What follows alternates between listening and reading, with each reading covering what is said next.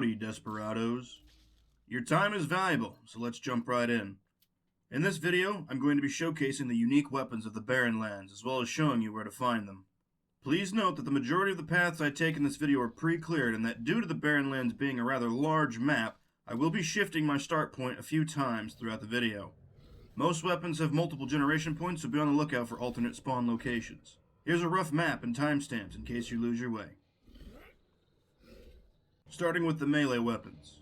The Needle of Fate is a unique knife that can be found inside the catacombs of Diggersville. The entrance can be found at the southmost part of the town. You can't miss the large stone structure. Go inside and start traversing the winding caverns, checking every stone altar you find. Your needle will be awaiting you on one of them. It has been on a different altar every time I've played through Chapter 3, so just be vigilant. The Needle of Fate improves sneaking by 30%, gives you a 25% chance to insta-kill an enemy on surprise attacks, and once struck by this weapon, the enemy will deal 30% less damage for 5 seconds. The Needle of Fate is also the heaviest hitting base stat knife in the game. Hatred is a unique tomahawk found inside the Barren Lands. To find it, we're going to be starting from the Hunting Tower's rest site, which is the most northern rest camp. From the tower, head north up the mountain pass and continue climbing through the narrowing pathways. Curve slightly to the right to follow the slopes, and continue climbing until you reach the first tribal camp. In order to find this weapon, you will need to have the Way of the Spirit bell equipped to open the passageway. But along the furthermost wall, a cavern will open. Run to the right while you're in the cave, and drop down twice. Run into the fauna-ridden chamber, and on top of a burial pillar you will find a skeleton clutching this tomahawk. Hatred deals more damage than its Four Winds predecessor, and its ranged attack leaves behind demonic vapors that you can use to your advantage, dealing damage over time and allowing you to trigger other weapons and artifact boons. Hatred will always return to your hand and requires no ammunition. Lionheart is next, starting from the southernmost rest site between the iron and silver mines. Run up the silver mine slope until you reach the tunnel carved into the mountain. Run into the silver mines camp and down to the entry point of the mine itself. When inside the main turnstile room, there'll be a small cubby on the right. Inside, on a box, you will find this saber. Lionheart seems to be bugged at the moment, but when striking an enemy with it, you regain 20 HP, and when your HP is full, you deal 50% more damage with it. Lionheart is, of course, the strongest saber in the game. And last, but certainly not least in the melee category, we have the Stone Mace. From the same mining rest camp, head west and hug the cliffside walls, until you reach a ramp leading up the mountainside. Continue all the way up the ramp until you reach a plateau. Make sure you have your spirit bell equipped, and the mountain passage will open. From the entranceway, head to the right and climb a small ramp. Once on the upper level, cross to the right and out into the tribal cemetery. On the furthest burial cot, you will find a skeleton clutching the stone mace. The stone mace is nothing incredibly special, dealing only a small amount more than a standard axe, but it fires a projectile upon a right-click swing. The projectile pierces enemies and has quite the range. If you take this weapon and also apply a whetstone and golden oil to it, you will have a projectile that deals over 200 damage, and the counter for the 2 add-ons will never go down because you are never directly hitting an enemy with the weapon. That makes this the strongest projectile in the game, and it isn't even being shot out of a gun. The stone mace also decreases your stamina regeneration by 30% and is always found in the same spot. And now it's time for the guns. Wolf's Fang can be found inside the Iron Mines area, so from the same resting spot, head south and into the Iron Mines camp, following the winding pass and cross through the gate. Once inside, locate the green manager building and head inside. In the backmost room, you will find the rifle laying on a desk. Wolf's Fang deals only 3 more damage than Hedera, but has a 5% chance to insta-kill its target, reduced weapon sway, and it also slows down time by 40% when aiming down the sights. This effect does stack with other time slow perks and artifact abilities, making it effective at stopping time almost completely for the perfect headshot. Breathless, a unique Avenger pistol, can be found inside the Iron Mines as well. So from the same camp, run back into the Iron Mine or exit the manager office and head to the ramp slopes to the right of the entrance. Start climbing. We need to get all the way to the top of the mine tunnels. Once you reach the Raven Skull Totem, head to the left and inside the mine. I have found Breathless in multiple different spots each time I've played through this, but this time it was awaiting me on a shelf at the back of the first tunnel. Breathless solves the problems that Avenger pistols have, which is aiming for the most part, dealing more damage than the Rattler in the process. Breathless reduces weapon sway by 50% when aiming, and gives a 10% chance that a normal hit will turn into a critical hit. This critical hit chance does seem to stack with other crit chance abilities and perks. Moving the start spot back up to the Undead's camp, in Diggersville we can find Sentence, the unique sawed-off shotgun.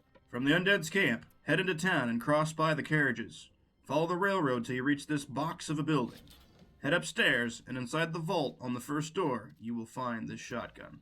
Sentence is like the Decapitator's older brother. It deals the same amount of damage as Emerald Eyes, but it gives 10 HP on a headshot.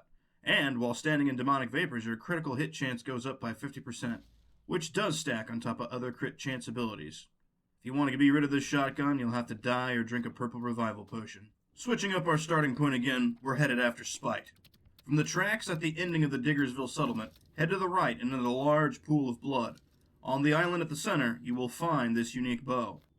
Please note that you can also find Spite in an alternate blood pool to the left and closer to the entrance of the hunting camps, but similarly, it will be in a large pool of blood on an island. Spite is otherworldly, dealing a small amount more damage than the bloody hunt bow. Spite uses no ammo, its arrows pierce enemies, arrows are not subject to gravity, and if you are standing in demonic vapors, your arrows will not cost you HP to fire, and you'll gain a small boon of 25% to your damage.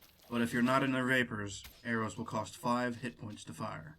Next, we have the experimental weapons found inside the chasm depths. These weapons are not unique variants, but I thought they deserved some mention due to how useful and powerful they are. If you follow the tracks from Diggersville all the way into the Silver Peaks, you will eventually come across the chasm and a slope leading downward. If you look to the left of the chasm, you'll find a skeleton that has the chain revolver on his corpse. This revolver deals 38 damage and supports a 28-round magazine, which, paired with the new pistol fanning perk, gets you as close to a machine gun as you can get in this bloodland. Continuing further down this chasm and following the bloody arrows on the stone walls, you'll find Sting. It's a rather long climb down filled with vapors and pain, so be sure to bring along the Salamander artifact. But near the ending of the chasm descent, you will find this weapon. Sting is essentially a multiple-shot buffalo rifle that deals 130 damage. A higher damage rifle with a less punishing drawback by having multiple rounds available to you. Lastly, at the very bottom of this chasm, you'll find the repeating shotgun, right in front of the Raven Skull totem that teleports you back out. The repeating shotgun has a magazine capacity of 6 and deals 120 damage per shot, making it the highest damage-dealing shotgun in the game, so it's well worth the journey down into the abyss. Moore's Subita, otherwise known as Instant Death, can be found in the sawmill area. Starting from the Doctor's Rest Camp, head south and hug the mountain cliff walls till you reach the tunnels with the railroad going through.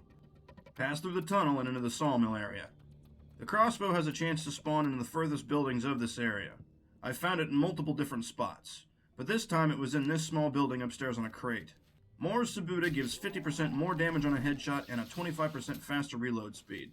It deals only a small amount more damage than the Iron Thorn base damage-wise. Red Bill can be acquired in one of two ways, either by being purchased from the Doctor's inventory or found inside the Hunter's Village. From the ritual campsite, head north and hug the mountain walls till you reach the camp inside, and on the right you'll find a small house where it has a chance to spawn. This time I found it upstairs on the floor.